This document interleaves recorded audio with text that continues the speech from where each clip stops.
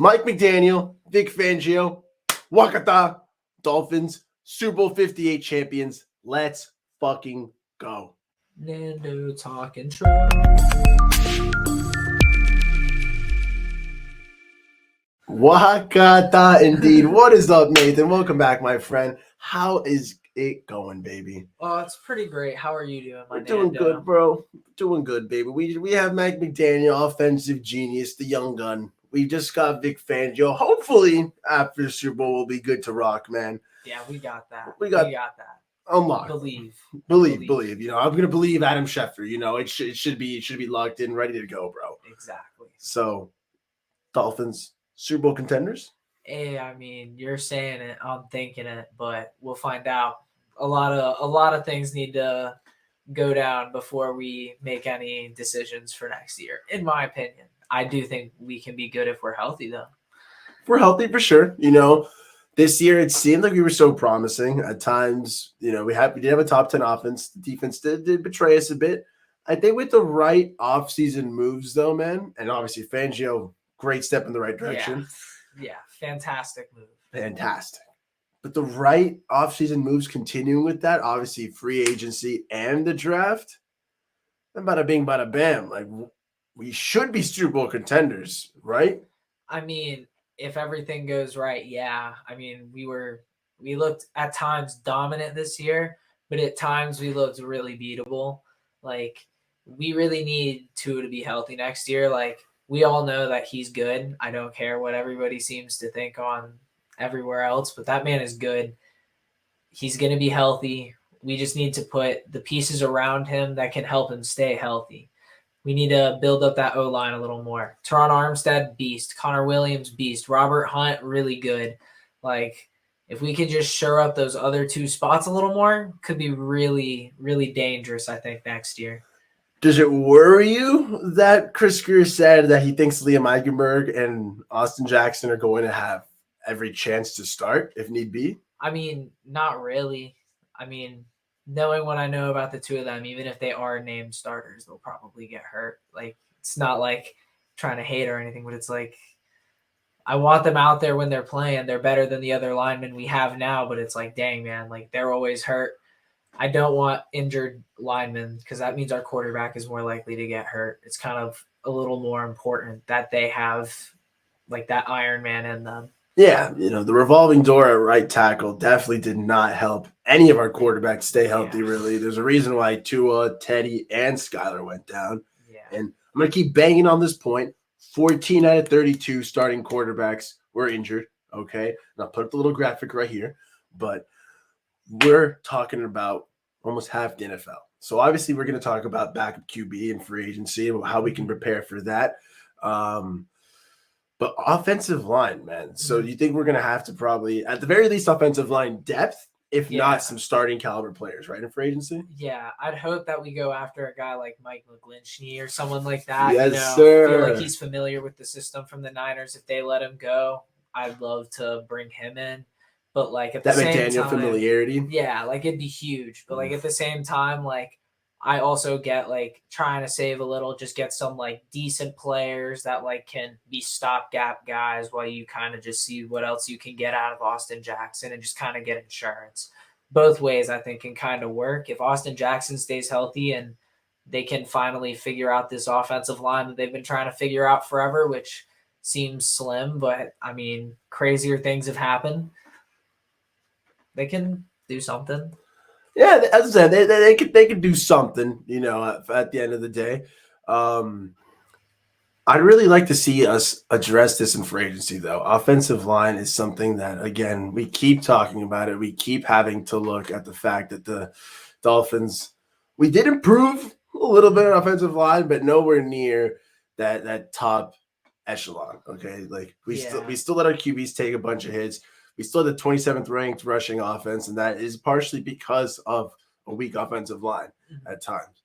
So in free agency, yeah, I can see us getting those stopgap guys. I guess guys like the Greg Little caliber, but Mike McGlinchey, I would love that familiarity, man. I'd rather go for that end and then hope that maybe even if we sign a guy like McGlinchey, maybe it'll cost $12 million, $14 million.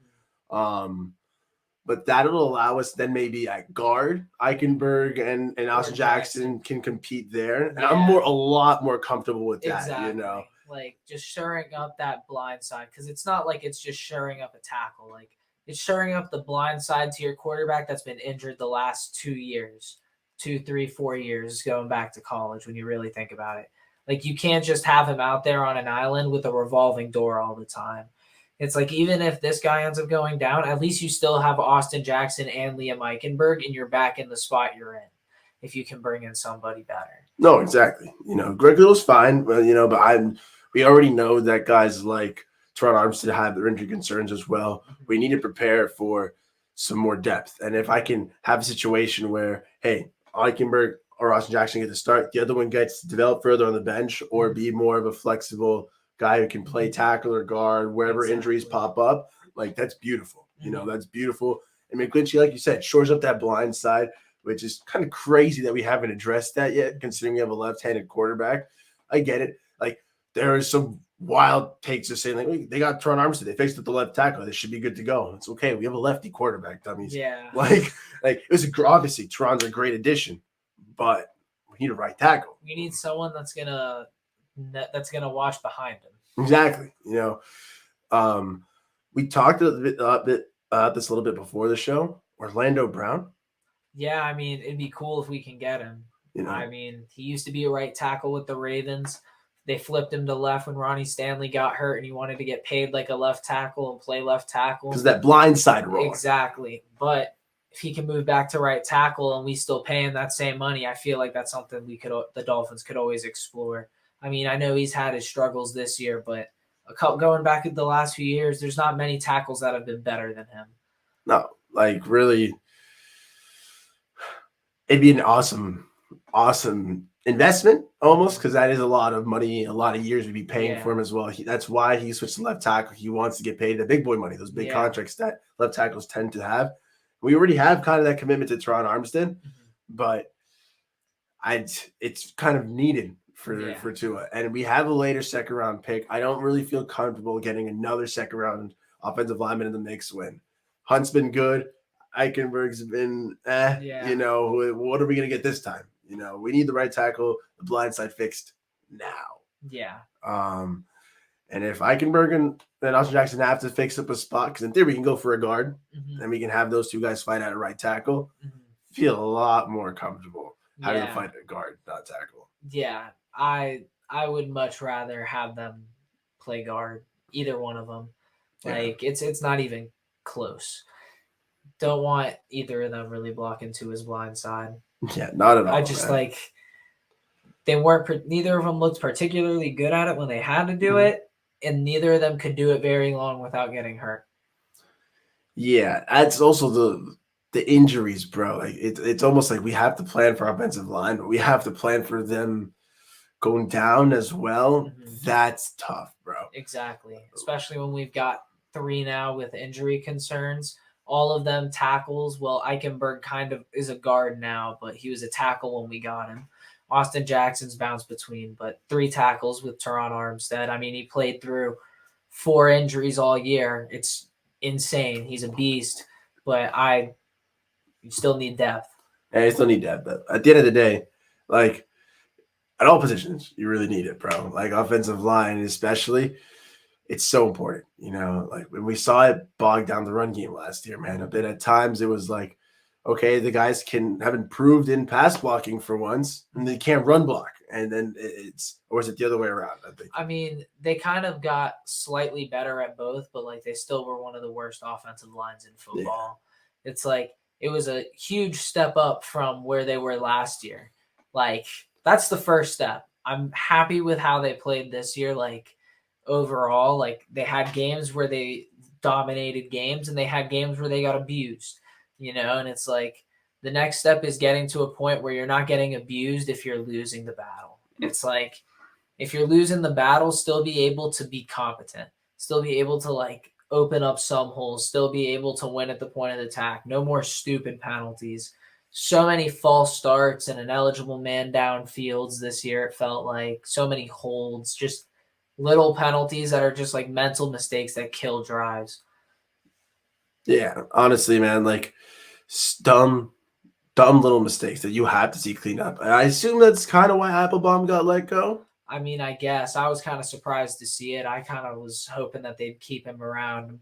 It's been a revolving door there. It's like 5 or 6 guys in a row now have been one and dones there. It's like we need some type of commitment to the O-line. I hope whoever they bring in is ready to get them right because we need it. We need it so bad. So badly. I hope it's a veteran established guy that we're, like you said, someone we're willing to commit to for a long time, not like an experiment like Applebaum was out of Boston College. It didn't pan out, I guess, for them, but it's someone I want them to bring in someone who has enough credibility to at least be able to come in for a long time, at least a couple years. Yeah, even if it's only like 2 years. Yeah, man. Like just somebody that can make it past 1 year as our O-line coach. Someone that like we see and we're like, oh, they showed legitimate growth this year. Let's keep him around. Please, bro. Hey, we got Coach Tehran, though. We got Coach Tehran, at least. Tehran Armstead, the GOAT. Thank goodness. Thank goodness. But I don't know. Do you think with an improved run game, improved offensive line, that's all we would need to improve the run game? Or do you think help at running back? I mean, help at running back would definitely be nice. Who's the last like running back we've drafted before like the third round? Okay, before the third round, I was gonna say like we've got all the seventh round wonders. We got the seventh wonders of the world. The Ajayi was what, like a fifth, sixth round pick? Sixth rounder. Like, I'm not saying we should get a first round pick running back, but like, let's get somebody in there that's like dynamic, man. We've just had a bunch of stopgaps since Jay Ajayi left. We've had like Duke Johnson here. We've had who are some of these other guys we've had for like one and dones? We've tried like experiments. Like we had the great and glorious Patrick Laird. Remember? We had Philip Lindsay for a bit. Daniel Thomas, the GOAT. Daniel Thomas was here. I think he was before Ajayi, though. We tried to bring in Arian Foster, right? And then that's when he got hurt. Yeah, I think that was the year Ajayi broke out. Was when Arian Foster got hurt. Arian Foster, freaking legend. Loved Arian Foster. Boom. You know the script. The vibes. Fucking legend. Yeah. Shout out Mackie, an amazing pod. But no, we haven't had like a true dynamic running back. Like you could argue that we haven't had a real running back since like Ricky Williams, Ronnie Brown. Yeah, but like we had Reggie Bush for a bit there. He was. Reggie Bush probably. Reggie Bush and Jay Ajayi are the last two like real backs that I remember. He had that crazy season. He had that one crazy couple games. We're scratching the barrel, man. Scratching the barrel, yeah. They've had guys who've had memorable moments, like because Kenny Drake has the Miami Miracle, like you can they'll touch my heart in warm fuzzy places for a while. You know what I'm saying? But I want someone dynamic. You think the answer is through the draft, though? I think that not free agency. I don't want to spend money on a running back. I don't like giving running back second contracts unless like they've earned it for your team already. I just think it's a dangerous game. You never know what you're gonna get. Especially Saquon? Odds favorites to get him. I mean, I love Saquon. He's on my fantasy dynasty team. I think he's really good, but I don't want him on the Dolphins. I don't think we run enough to pay a running back $16 million. Like, we don't run the ball enough for it. And it's like, I get that, like, we probably run more if we're giving him $16 million, but that's really scary because he's going to get top running back money. He's going to be the latest one to get paid, and he's one that actually has a claim to top running back in the league. Yeah, so guys like Joe Mixon's getting $12 million, Alvin Kamara $15 million, Dalvin Cook's getting $12 million, Christian McCaffrey's getting $16 million. That's if he gets $16 million, even if he gets $14 million, it's a lot of money to commit to a running back. Exactly. It's a little painful, man. I agree. Like at some point, if you pay a running back that heavy, and if you aren't running the ball that much, it tends to not be worth it. I mean, that's what's going to happen to the Vikings. Like, they might cut Dalvin Cook because they're like, if Justin Jefferson, we just traded for TJ Hawkinson. We have KJ Osborne coming up. We didn't even use Adam Thielen this year. Yeah. We're pass heavy. Why are we paying Dalvin Cook? If he gets cut. Yeah. You down for Dalvin? I mean, depending on how much they can bring him in for, he's from down here, it'd be cool. But at the same time, I think the best way that we can fix our running back room is we draft a guy and around latest third, fourth round, Then we re-sign Mostert on another 1 year, and then we bring back Jeff Wilson. Just because we traded a 4th, 5th rounder for him, it's definitely worth keeping him around. He had his moments. He looks like he's good. Rocking Ronnie Brown's old number, so it's nice to see. But then you go from there. You can draft another guy later. You can sign another guy as your 4th guy, UDFA. Just get a 4th guy in there for depth, and you should be fine. Yeah, you should be fine. I agree. I really liked what Mostert and Wilson came back. Part of the reason I thought at times we only strayed away from them is because McDaniel just didn't have confidence in the run game at times. And I don't know if that was – I think that was more towards the offensive line. Yeah. He was like, you know what, you guys are going to erase these calls with holdings, or they'd have the big call and there would be a penalty. Yeah. And they'd be like, screw this, we're going to go pass because you seemed to be a little smarter there, even though they were just as dumb there at times. Yeah. But I think that at least one of them should come back. But if it's both, I'd love that. We currently have 0 running backs under contract, which is so ridiculous to think, bro.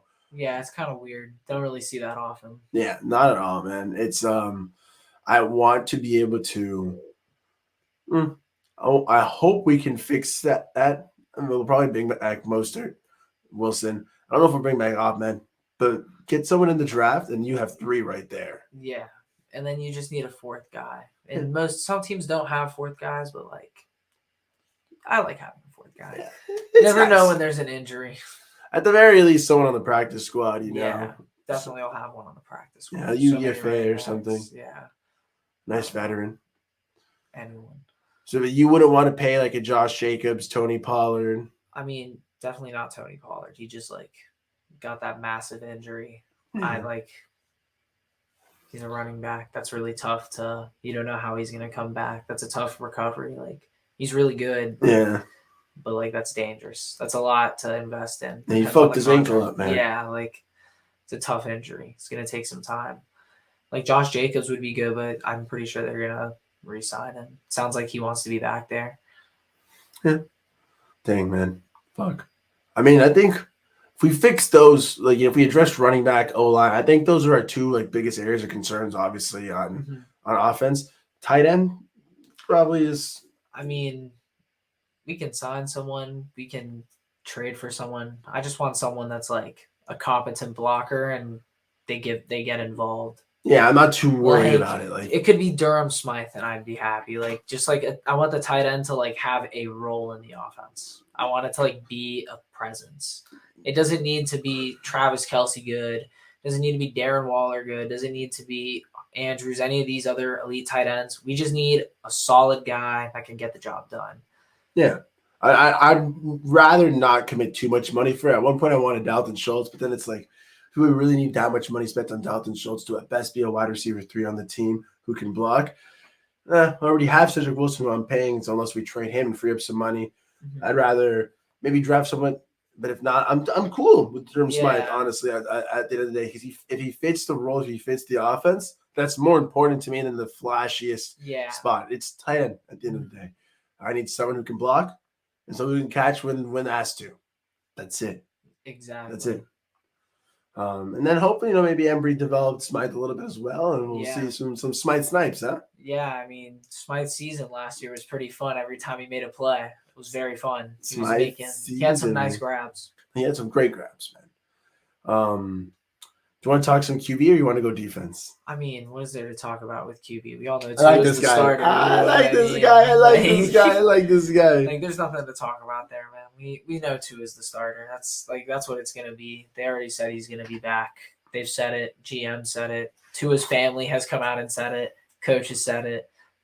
We all know that he's back. I don't know why we're talking about it. Are they gonna pick up his 5th-year option? Probably. They got till May to decide. That's the only thing that you should be looking at there.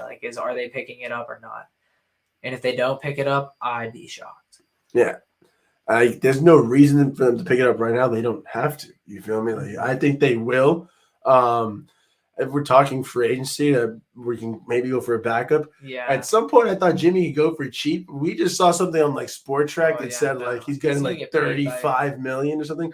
But he's going to get paid to be a starter by some bad team. Yeah, that's going to be crazy. And that if it's a bad team, the Jets, if you're listening to this, Please. Yo, that would the dream scenario, Nando. We were talking about it before. Jets have to decide between Tannehill and Jimmy G.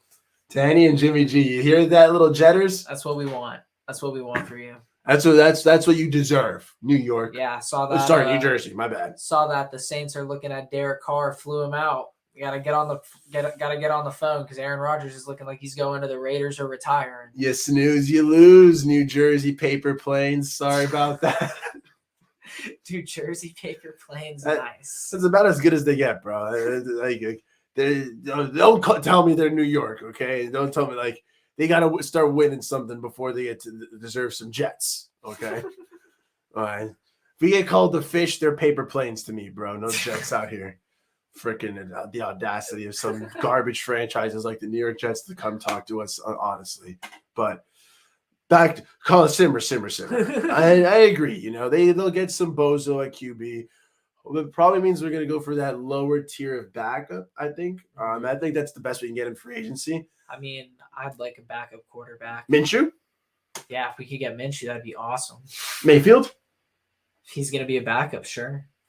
If he gets told that he could come here, he could, rehabilitate his career big, learn a little bit under the McDaniel scheme, potentially play a couple if Tua goes down, which I don't think is a bad thing to prepare for backup guys. Like we said, 14 out of 13 QBs went down. Yeah, we definitely need a good backup quarterback. Yeah. The Brissetts and the Bridgewaters of the world weren't cutting it. We thought they could, but they were not winning games. Bro, Lamar Jackson, Russell Wilson, Zach Wilson, Mac Jones, Justin Field, Marcus Mariota, Matt Ryan, like off the top of my head, all those dudes went down with it. Jalen Hurts, Dak Prescott, they all went down with injuries last year. Trey Lance, Jimmy Garoppolo. Mahomes just got hurt and played through it. Played through it. Like Josh Allen had to play through an injury. Like it's scary situations like that obviously you should prepare for all eventualities and prepare for a good backup. I'd be down for Mayfield as a player. I just want to back up with Moxie, bro. I don't want to lose Teddy Bridgewater. I'll take Taylor Heineke. Mayfield, Minshew, Heineke. That's the Moxie crew, bro. Like those men, they're ready to go, bro. They're the Fitzmagics of the world. They are the next generation of Fitzmagics, bro. That's what I need. The next coming, bro. Fitzpatrick had the gray beard. Minshew's the mustachioed man with the mullet, bro. Like Mayfield's got the gray hair with the headband. Like Taylor Heineke's got the Jordans and the swag. Like they're all like different aspects of the great and glorious man that is Ryan Fitzpatrick, So I'm down for one of those guys as the backups. Like we haven't had a competent backup since your boy. You know who I'm talking about. The gunslinger? The gunslinger. Matt Moore? Oh, the best quarterback? My guy? I love Matt Moore. Yeah, I still got Tannehill's jersey right there behind the mic. Like this man, big Matt Moore guy. Big Matt Moore guy. The gunslinger. The gunslinger. No, he's okay. Yeah. He's a great He was backup. Skylar Thompson, except he won his games. See, that's what I'm saying. Dude, that man won 3 to go to the playoffs. Won 3, and then got murdered in a playoff game and came back. Yeah, somehow bounced alive. Don't know how, but a warrior. That's what I need. The gunslinger. You need to be resilient. I need a guy who's going to take hits like that and come back. Teddy and Skylar Thompson. No disrespect to them, they would have stayed down on the ground, bro. Somehow, okay, they would have been pulled out. They've been like, "Is it okay? All right, we're good to go. All right, no more game time." Matt Moore said one play. Then you missed one play, and he came back in. He missed the legal amount of time. He was like, I have to come off the field because I got rocked. Then I'm a back coach.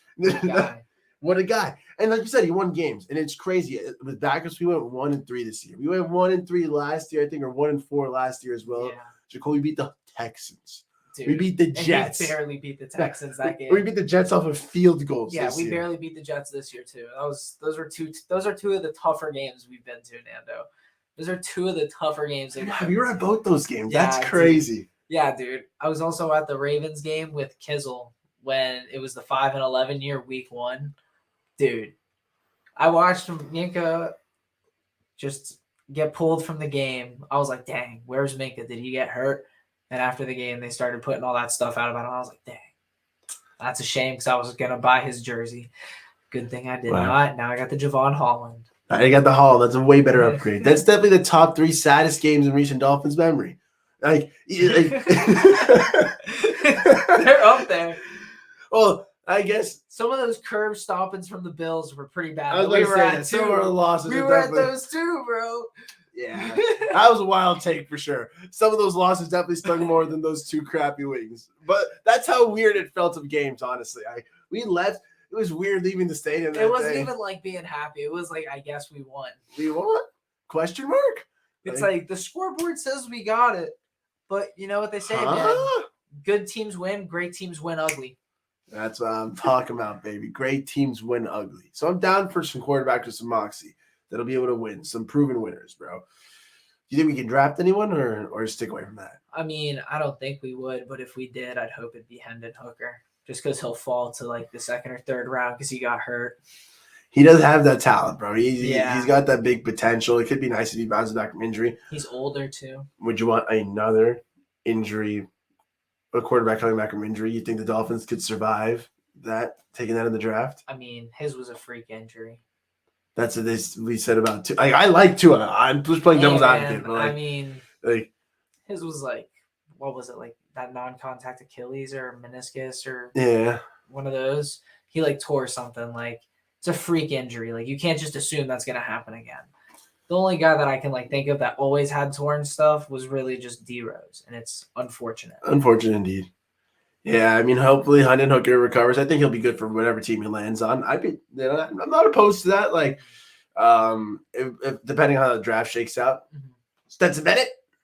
I mean, in like the 6th, 7th round, sure. 6th or 7th, dude. I mean, like, he's like a 2-time national champion, bro. So I get it. Heisman finalist. I guess. I mean, like. 6th or 7th round. I mean, where do you think we should take him, man? I don't know if we'll take him. I don't think he goes. If we do take him. I don't think he gets past the 4th round. Yeah, then we don't take him. If he's there in the 6th or 7th round, take him. But like, we have way more needs than Stetson Bennett. That's valid. Hendon Hooker is like way better than Stetson Bennett. Stetson Bennett can win though. Winner, chicken dinner. Hendon Hooker was winning before he had that bad game against South Carolina and destroyed his leg. That's pretty valid, but Stetson Bennett never destroyed his leg. Stetson Bennett just grinds. I don't know. Stetson Bennett wins games and gets DUIs, bro. Sounds like Johnny Manziel of Georgia. He only got one though, so we're good to go. He has more national championships than he does DUIs. So that is a cool stat. That's a fun fact. Like, that's how I would counter if I was getting it. Like, because realistically, yeah, he might go 6th or 7th round, and Stetson Bennett, when he's applying to jobs, I'm like, I'm sorry, did you get a DUI? And he's like, won more national championships than I've had DUIs, sir. I'm like, yeah, it's a pretty fair counterpoint, son. You start next Monday. Welcome to Walmart. Welcome to Walmart. Hey, it happens, bro. But I think you're right. Like Hendon Hooker, maybe if not, pretty much get someone through free agency, Moxie backup, and we're good to rock, bro. Yeah. Defensively, Fangio, do you think he's gonna bring some shakeup? I hope so. I mean, everywhere he's gone, the defense has been elite.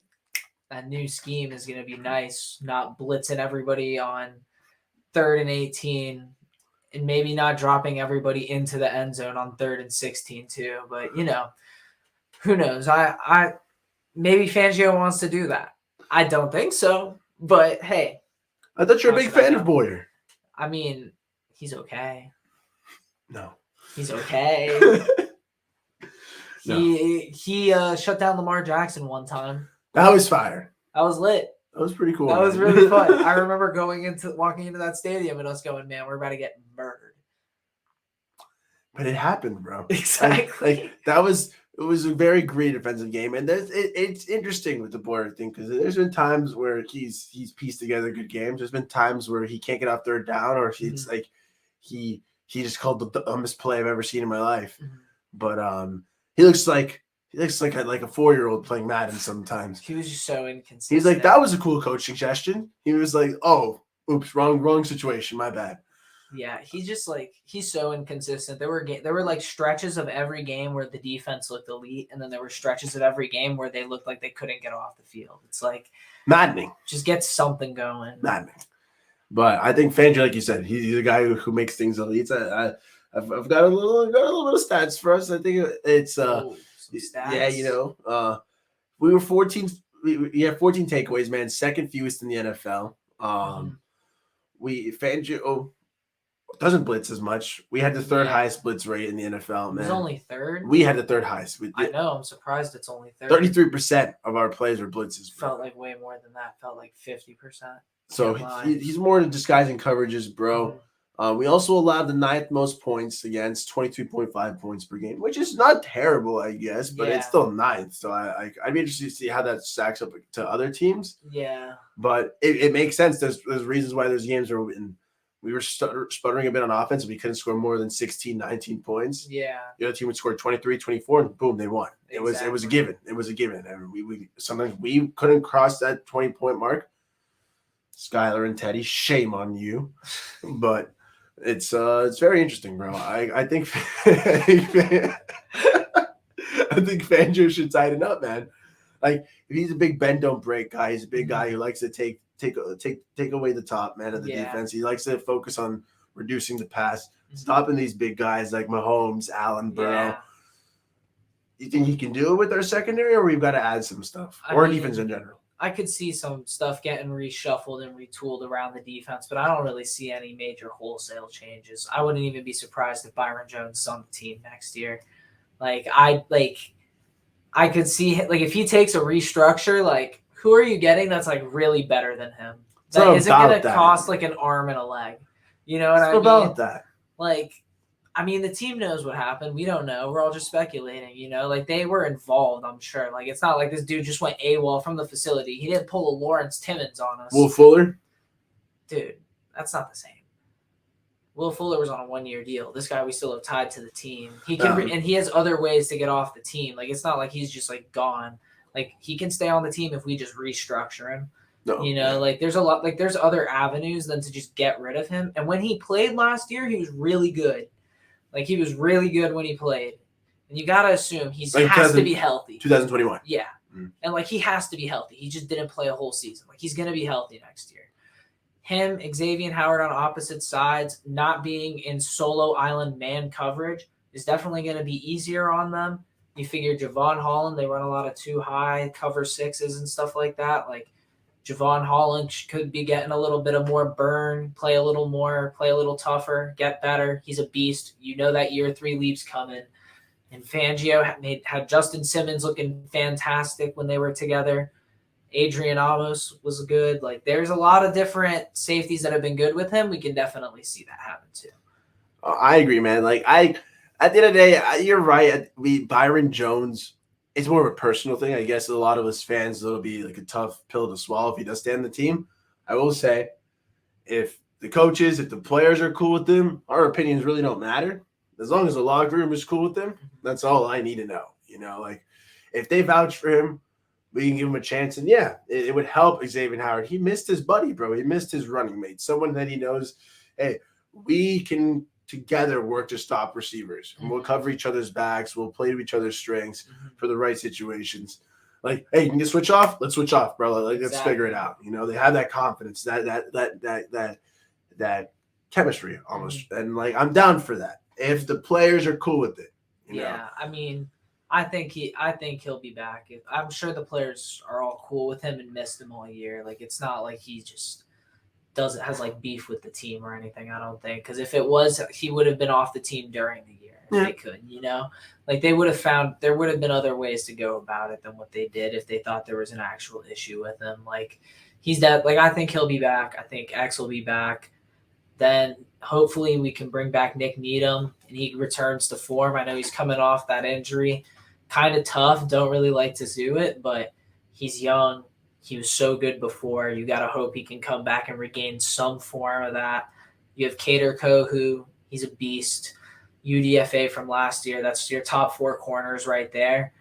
Maybe you keep Noah Igbenogany. Maybe you sign another guy. Maybe you draft a new guy. But 4 or 5 corners that are like competent, should be good. Trill Williams coming back, maybe he'll make the roster too. You never really know what the new scheme's going to dictate.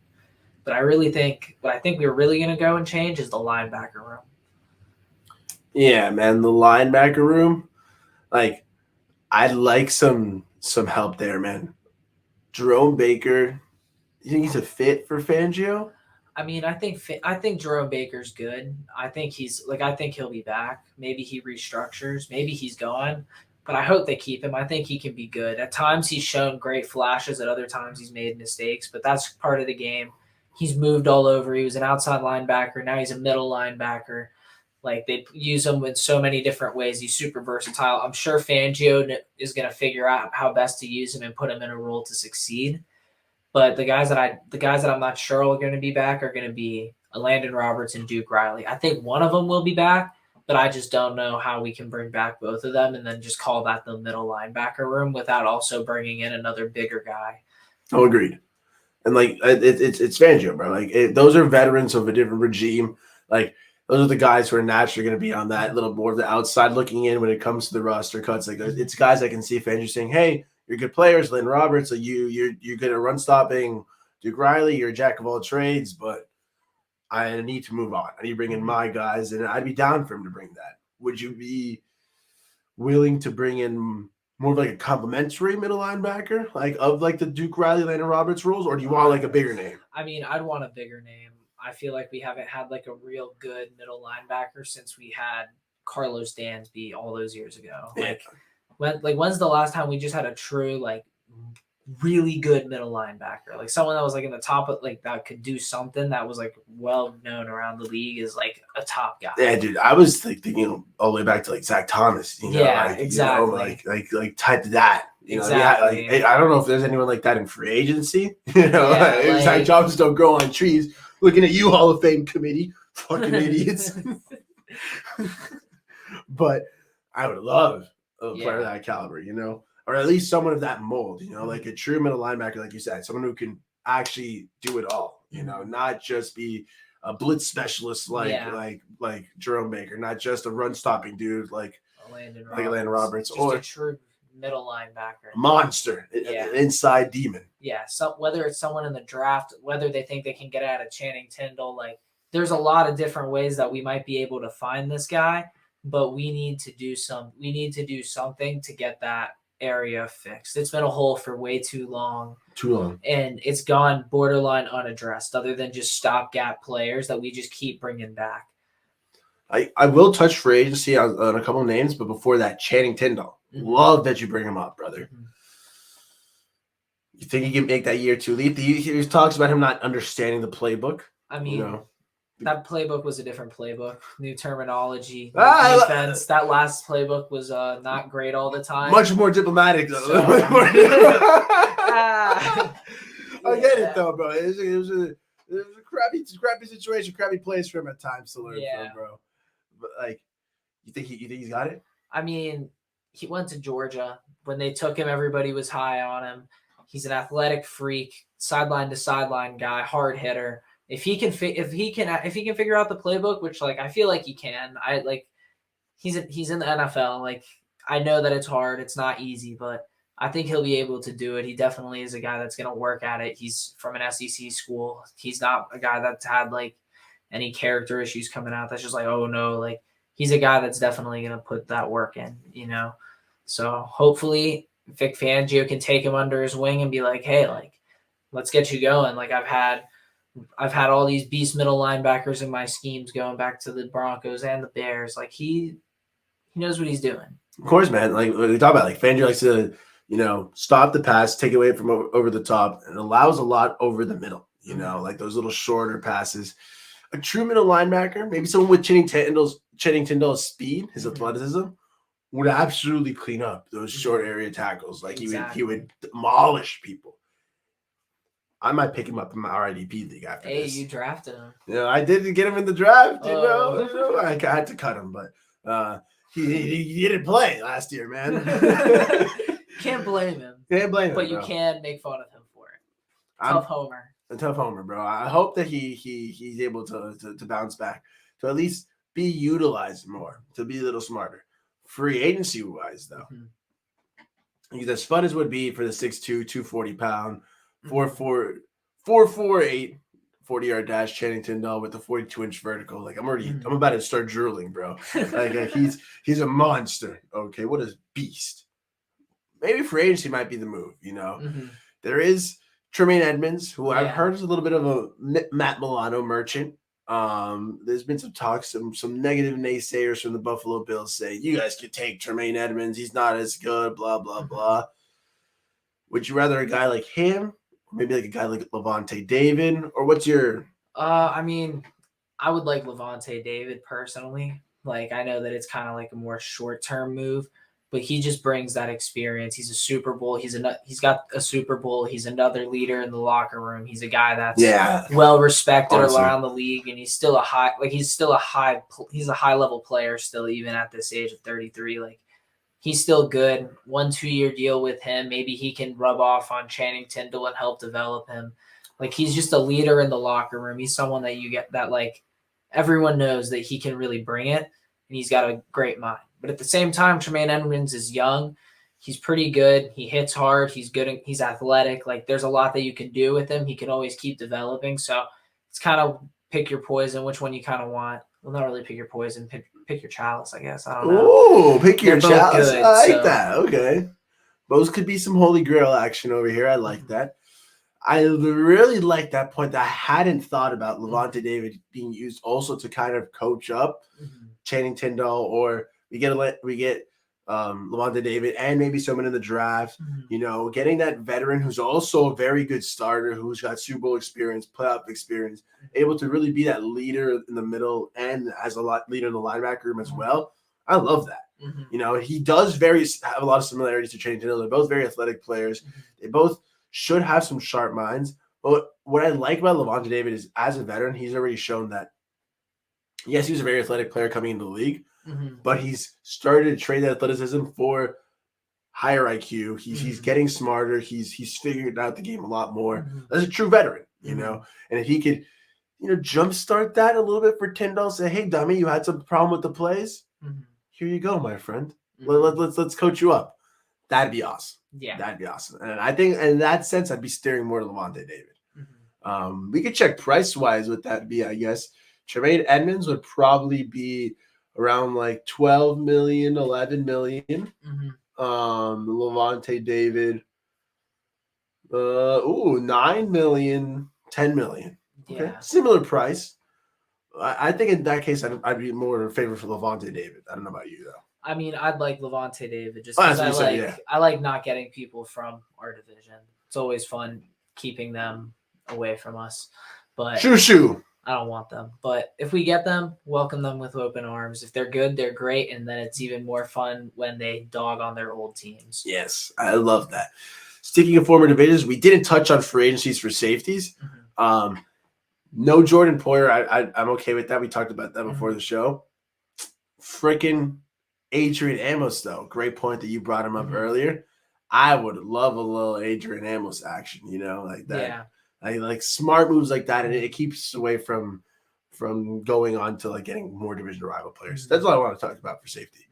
Do you think we get anyone else in defense, like D-line, some corners, or maybe like a corner just to like fill out the room a little bit? We could do, like I said, like we have 3 to 4 already on the roster that we think are good. Like bringing in 1 or 2 more wouldn't hurt, especially with how we've ran our defense in the past. But it's all going to kind of depend on what type of defense we're running now. Right. Like we have some guys that may not have fit the last scheme as well that are going to fit super well in Vic Fangio's scheme. We'll just have to see. Yeah, he's going to start. I think he's just do a little bit more zone, a little bit as well, not as heavily exclusive on man as we've been used to seeing. So hopefully we'll see how that shakes out a bit. And like you said, same with the linebackers, same with the corners. How they start adjusting in a Fangio scheme will decide who survives this transition on defense.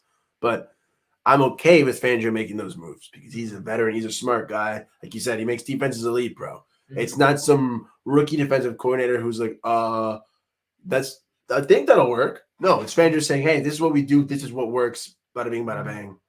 As they say, wakata. And we're good to rock. Yes, sir. So I think that would make offense, defense, those would be enough we need to be a Super Bowl contender, I think. Yeah, we definitely could be.